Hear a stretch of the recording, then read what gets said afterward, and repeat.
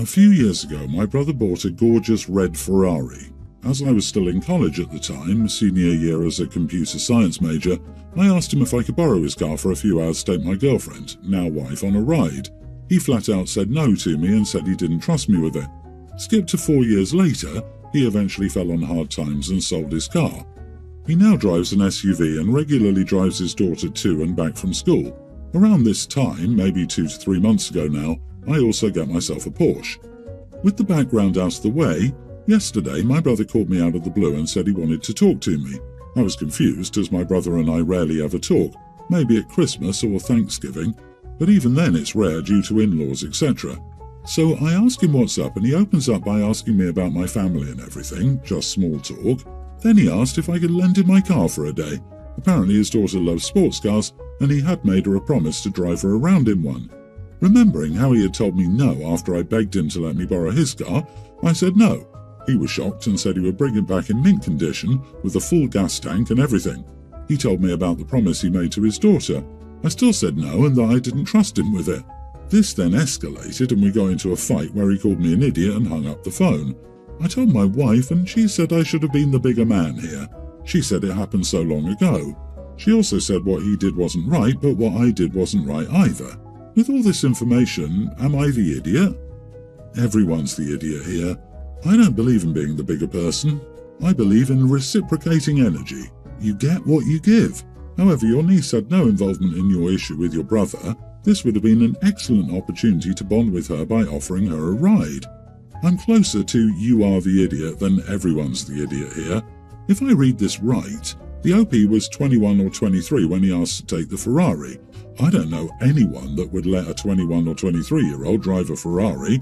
This is a recipe for disaster. The risk is he would try to see what speed he could get.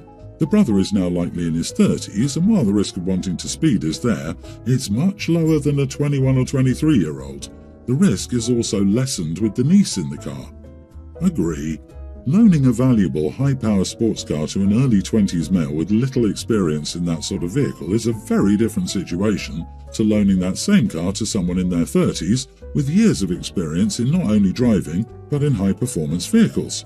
So the two questions are not the same. Refusing based entirely on, you wouldn't give me your Ferrari, is petty and an idiot decision. You are the idiot. How long have you been waiting to do this? That's the only reason you bought the Porsche for. Karma always catches up. Why do you feel OP owes his niece something if he has no relationship with her father? Not the idiot. Parents really need to stop making promises to their kids that they can't keep. Don't promise something when you rely entirely on another person to make it happen. Your brother shouldn't have promised your niece anything before asking you first. Her disappointment is all on him. He has to have been the one to tell her you had the car and that you would let him borrow it. Also, what proof do you have that she knows anything about it? It's not just your brother wanting to drive a sports car and relive his glory days.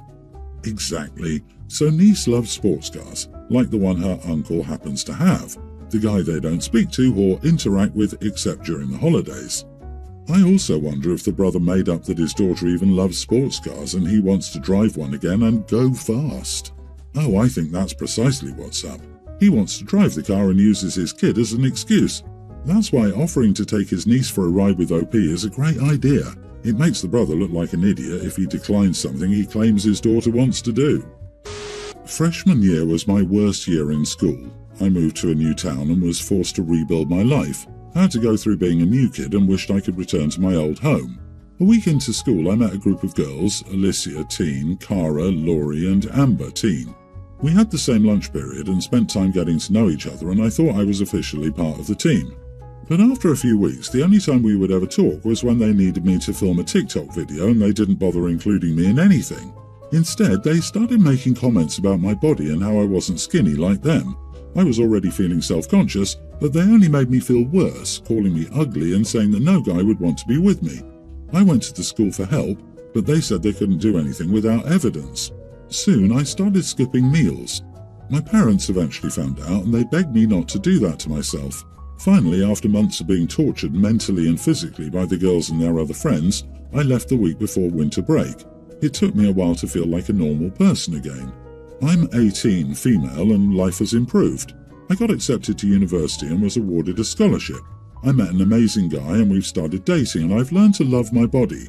My boyfriend and I are going to prom next week and I'm so excited. 3 days ago, my mom and I went shoe shopping. While in the store, I heard laughing and chatter, but I ignored it. Then I heard someone say my name. I looked up and saw a girl walking my way. She said, "My name, is that you? What do you want?" She put on the fakest smile and started making small talk. At that moment, I recognized her as Laurie, who bullied me the most. She told me she was surprised to see me and said, "I didn't know you had money to be here." The girls behind her giggled. I just brushed it off. She then pointed to my thighs and reminded me how chunky they were. She then had the nerve to ask for my number so we could hang out again. I told her no. She looked at me confused. "Why not? We used to be such good friends."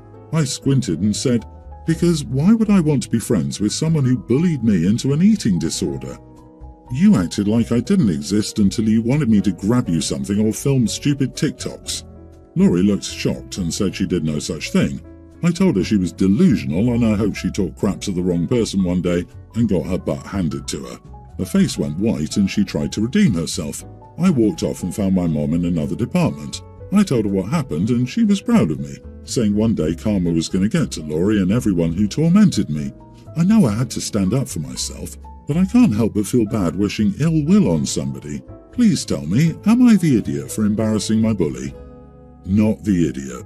Her head was so deep inside her own butt she could not see that she was still a bully. Her comments about money and your body are proof she hasn't changed. I don't think she's ever been called out before. Good on you, OP. Truth hurts. Continue to live your life for you. Girls in high school, matter of fact, a lot of people in high school don't mean a thing once you graduate. You're already at a different high school getting ready for college. You don't need to feel bad for giving a bully a reality check. And don't accept any friends or follow requests on social media from any of them. The best advice I've ever heard is, be selective with who you allow to have access to your life. Carry on, and best of luck in college. My stepsister is engaged to Alex, and I'm engaged to Nick, who's Alex's older brother. I dated Nick first and for a long time, but we broke up 3 years ago, and my stepsister started dating Alex after our breakup. They got engaged last year and my stepsister was trying to shove our families together, which meant I started seeing Nick again and we reconnected. We got engaged 2 months ago, and ever since my stepsister has been complaining non-stop about how she thinks I rushed into an engagement just to upstage her and that she doesn't want to have the same in-laws as me, as I would screw things up for both of us. It's not like I can magically give Nick a new family, so I don't get why she keeps bringing it up, but it's annoying and I've asked her to drop it multiple times already.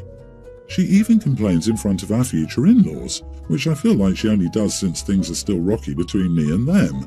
The last time she brought it up in front of them, I suggested she cancel her wedding, which only triggered her more, and now she's convinced I only got engaged as some big master plan to mess up her engagement, which is dumb. She's been telling everybody, and some of our family are starting to believe her because I told her to cancel her wedding. Alex, who I was close to, was also mad at me because she convinced him I was being serious. Am I the idiot? So why was she so determined to jam your families together? Was it so you would see she won the in-laws over you? I mean, I'm having a hard time calling you the idiot only because I absolutely would have said, well, if you don't like it, you can cancel your wedding. LOL. Besides, she kept poking you about it. Have you tried asking her exactly what she expects to happen? Because it sounds to me like she wants you to cancel your wedding, so it only seems fair that you would say it to her too. She's being an absolute child about this, and it sounds like she's ruining your relationship with your in-laws even further. So I'm sure she's an idiot. She even complains in front of our future in-laws, which I feel like she only does since things are still rocky between me and them. This has been grossly overlooked. Why are things still rocky with the future in-laws? What was the cause of the breakup in the first place? Learn to be sincerely polite, and any time your stepsis brings it up, in the most sincere voice says, "Sis, I'm really sorry you feel that way." Say nothing else. Do not engage. Refrain from explaining. Do not argue. Do not complain. Do not use snark. Stop giving her ammo. Yeah, OP is an unreliable narrator and isn't giving us the full picture. She's not disclosing why they broke up and why things are rocky with the in-laws because she probably put the boy through a nightmare. If she cheated or abused or kept him on the hook while continuing to cheat, I can see why the family hates her. And why it puts strain on the sister, because it's because of her that she's back in the brother's life. Everyone who's saying OP's not the idiot is overlooking this. Everyone's the idiot here, sorry. If you're both old enough to be getting married, you should act like the adults that you are. Put the petty competition stuff aside and get used to one intertwined family. Otherwise, you're just going to keep running into these snags. She got pregnant while I was pregnant to upstage me. Is in your future if you can't squash this now. Grow up. My birth mom died when I, 22 female, was 3. My dad remarried my stepmom Layla when I was 7, and they later had my half-sister Lily, tween. Lily has been diagnosed with IED. Any little thing can make her explode. I honestly don't feel safe around her because of the things that she's done when angry, and I moved out at 18 because of her. Lily goes to counselling twice a week and takes meds, but it doesn't really help. Layla died 2 years ago, and my dad recently died as well. Since she doesn't work, my aunt has been staying with Lily at Dad and Layla's house, but she can't stay and will need to return to her own family out of state soon. My dad's side of the family and Layla's parents all live across or out of the state. They agree that they're willing to take in Lily, but are begging me to become her guardian or caretaker so that she isn't forced to leave her friends, school, and previous life behind after just losing her mom and dad. I've told them all that I'm sorry, but no, I'm not going to take in Lily and become her new guardian. I can't handle her. I can't meet her needs. I don't even know how to coordinate the services that Lily needs. I would have to drop out of school and likely find a different job to live close enough. I won't give up my life for Lily, and I shouldn't have to, no matter how much I love Layla and my dad. My aunt, uncle, and Layla's parents told me I was a cold and callous person and sister, and accused me of not caring and denying Lily the chance to keep some part of her old life after her parents died so young. So I know firsthand how much losing your parents young hurts, and I have nothing but sympathy for Lily for going through that as a child. However, that doesn't change the fact that I cannot handle her. Leaving her school and friends behind will be hard, but she will not enter the system. Lily has family members willing to take her in and are better equipped to handle her condition than I am. But my aunt, uncle, and Layla's parents say that I lack any true empathy for my sister, and that while my dad and Layla didn't have a choice, I chose to leave Lily young as well. Am I the idiot? Not the idiot. If these people want to uproot their lives and move so that she can stay where her life is, they're welcome to do so. You've acknowledged that you aren't in a place to properly take care of her and live your life to the fullest. It's not your responsibility. There are other people to assist in taking care of her. And while it does suck, you're not being callous and uncaring. You are, in fact, putting her needs ahead of her wants. I am sorry for your loss, and I'm sorry that you're going through this difficult time with the rest of her family. At 22, I could barely take care of myself. I was still learning to become an adult, and there was no way I could manage raising a teenager, even one who wasn't dealing with mental illness. This is a big and important job, and it should be done by someone with enough adulthood under their belt to handle it properly. Honestly, this girl might actually need professional caregivers. She deserves better care. So my 25 female parents are very Christian and very conservative. However, I stopped attending church as soon as I could, as did my brother Sebastian, 27. They were upset but understood, and we still maintained a great relationship until my brother came out. He's gay and wanted to bring his boyfriend home to meet the family for the holidays. Instead of accepting him as we thought they would, my parents rejected him outright. They eventually disowned him outright, wrote him out of the will, and banned him from the house. I had very limited contact with them after that, and my brother went no contact. Duh. So, flash forward to 2 years ago. My brother gets married, yay, and he reaches out to my parents in an attempt to mend the relationship. He invited them to his wedding, hoping to change their minds and rekindle the relationship. They curtly declined. Flash forward again to the September before last. My then boyfriend, now fiancé Jake, 25, proposes, and we start planning the wedding. The topic of guests came up, and I decided not to invite my parents because they refused to go to Sebastian's wedding. I also knew that having my parents and Sebastian in the same space for an extended time would cause problems, most likely instigated by my parents. We sent out invitations, and someone on my side of the family, most likely an aunt, told my parents. They got really angry with me, but they couldn't do much once I blocked them. So now my relatives are all saying that I should invite them, that whatever they did in the past, they're still my parents, and deserve to see their daughter get married. Am I the idiot for not inviting them? The wedding is next month, so I still have time if I'm in the wrong. Not the idiot. I love the idea of whatever they did in the past, they're still your parents. Where the heck was that when they disowned their child? You did the right thing, and tell anyone who tells you otherwise to kick rocks. It's always funny to me when people get a taste of their own medicine and are shocked by it. Yep, you're simply living out the example they set. If you disagree with someone else's choices, you cut them off out of love so they can see their wrongs and potentially right them. Simple explanation. With all due respect, my parents don't deserve to see me get married because they refused to see their son get married. They allowed the hate they have in their hearts to destroy their own family. As a result, neither of their children wants anything to do with them, and they have nobody to blame but themselves.